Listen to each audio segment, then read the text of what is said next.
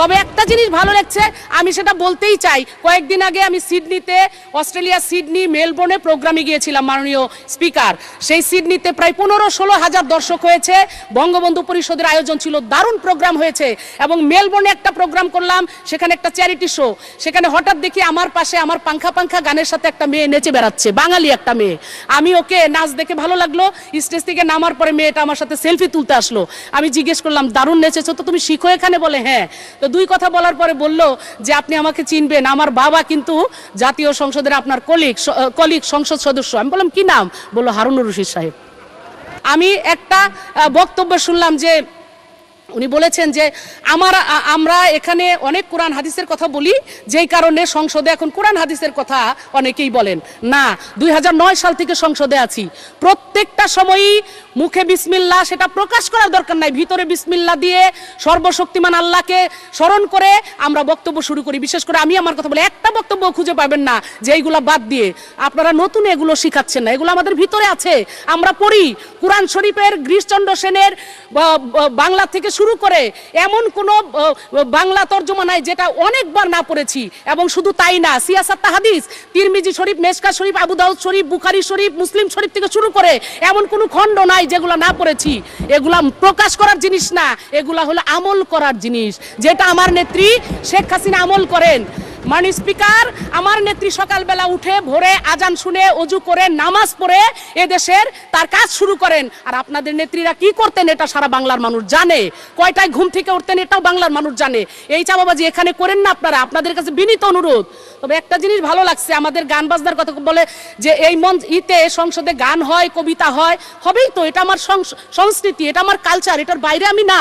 আমার দেশের মানুষ নামাজ পড়ে, রোজা করে, হজ করে, আমি হজ করেছি, আমার মা বাবা সবাই হজ করে আসছে। আমার বাবা একজন বাউল ছিলেন, গানও করতেন। আমরা সবই করি, আমরা ধর্ম অন্ধ না, আমরা ধর্মভীরু, আমরা ধর্মের কাজ করি, কিন্তু অন্ধত্ব গ্রহণ করি নাই। তবে একটা জিনিস ভালো লাগছে, আমি সেটা বলতেই চাই। কয়েকদিন আগে আমি সিডনিতে, অস্ট্রেলিয়া সিডনি মেলবোর্নে প্রোগ্রামে গিয়েছিলাম মাননীয় স্পিকার।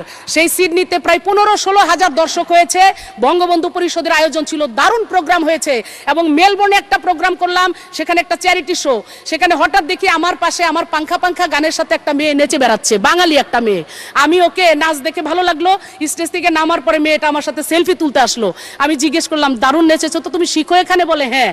তো দুই কথা বলার পরে বলল যে আপনি আমাকে চিনবেন, আমার বাবা কিন্তু জাতীয় সংসদের আপনার কলিগ সংসদ সদস্য। আমি বললাম কি নাম? বললো হারুনুর রশিদ সাহেব। তো আমি বলবো মাননীয় স্পিকার, গান বাজনার এত দোষ, অত দোষ আপনার কাছে দোষ হতে পারে, নতুন প্রজন্মের কাছে না।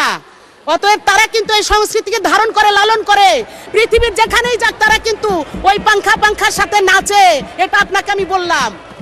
অতএব দেখবেন কয়েকদিন আগে আমাদের কোকি স্টুডিওর আয়োজন ছিল আপনার আর্মি স্টেডিয়ামে, ইয়াং জেনারেশন ভর্তি ছিল, তিল পরিমাণ জায়গা ছিল না, ঝড় বৃষ্টি ফিরাইতে পারে নাই। আজকে আমাদের এই ডিজিটাল বাংলাদেশে সবকিছুই আছে, সবকিছুরই প্রয়োজন আছে। সংস্কৃতি ধ্বংস হলে এই আপনাদের হয়তো সুবিধা হবে, কিন্তু আমি বলবো এদেশে মাদক, আমাদের দেশে খারাপ জায়গায় দিকে যাতে ছেলেমেয়েরা না যায়, আমাদের সংস্কৃতিকে লালন করতে হবে, পালন করতে হবে। অতএব এটার বিরোধিতা আপনারা করেন না, এটার বিরোধিতা করলে আপনাদের সন্তানের কাছ থেকেই আপনারা দীক্ষা পাবেন, এটাই আপনাদেরকে মনে করাই দিতে চাই। যাই হোক মাননীয় স্পিকার, আপনাকে অনেক ধন্যবাদ, আমাকে অনেক সময় দিয়েছেন। বাজেটে চমৎকার বাজেট, সময় উপযোগী বাজেট। আরো 1 মিনিট দেন। মাননীয় স্পিকার, আমাদের অর্থমন্ত্রী মহোদয় উপস্থাপন করেছে এই বাজেটে সময় উপযোগী জনকল্যাণ। এই বাজেট বাস্তবায়নের মধ্য দিয়ে জাতির জনক বঙ্গবন্ধুর স্বপ্ন পূরণের লক্ষ্যে যে অগ্রসর হচ্ছে তা সহায়ক হবে। মহামারী করোনার কারণে বিশ্ব অর্থনীতি যখন মন্দা, সেই মুহূর্তে মাননীয় প্রধানমন্ত্রী শেখ হাসিনার সরকার সময় উপযোগী বাজেট দিয়েছেন। জীবন ও জীবিকার প্রাধান্য দিয়ে দেশের সব মানুষের অংশগ্রহণের নিশ্চয়তা সহ একটি বাস্তব ভিত্তিক সংকটকালীন সময়োপযোগী বাজেট এটা। এই জন্য মাননীয় অর্থমন্ত্রীকে আমি আবারও ধন্যবাদ জানিয়ে আমার নেত্রী বঙ্গবন্ধুর কন্যা দেশরত্ন জননেত্রী শেখ হাসিনার প্রতি আমি গভীরভাবে শ্রদ্ধা জানিয়ে, এবং যে উন্নয়ন আমার এলাকায় হয়েছে, আপনি আঞ্চলিক মহাসড়ক করেছেন, আপনি শতভাগ বিদ্যুৎ দিয়েছেন, আমার পদ্মা ভাঙ্গন এরিয়ায় আপনি বাঁধ দিয়েছেন, আর একটু আংশিক বাকি আছে, আপনি এই বাঁধটা দিয়ে আরেকটা গাবো, অবশ্যই গাবো, কি বলেন? আপনি বলেছেন গান শুনবেন, আর আমি গান গাবো না, তা তো হইতেই পারে না। গান শুনেন। ওকে, মাননীয় সদস্য, দেখি 1 মিনিট মাননীয় স্পিকার। সবার আগে চিন্তা করলো শেখ হাসিনার সরকার, যাতায়াতের প্রয়োজনে বাংলাদেশের উন্নয়নে পদ্মা সেতু দরকার। এই যে বলেন আপনাদের নেত্রী এই করছে ওই করছে পরিকল্পনা করছে, ভিত্তি এই মিথ্যা কথা বাদ দেন, এই সত্য কথা হলো এইটা। সবার আগে চিন্তা করলো শেখ হাসিনার সরকার, যাতায়াতের প্রয়োজনে বাংলাদেশের উন্নয়নে পদ্মা সেতু দরকার। চোখ জুড়ানো মন ভুলানো দেখতে অতি চমৎকার, বাংলাদেশের উন্নয়নে শেখ হাসিনার উপহার। ধন্যবাদ মাননীয় স্পিকার, ধন্যবাদ। জয় বাংলা, জয় বঙ্গবন্ধু, জয় হোক শেখ হাসিনার।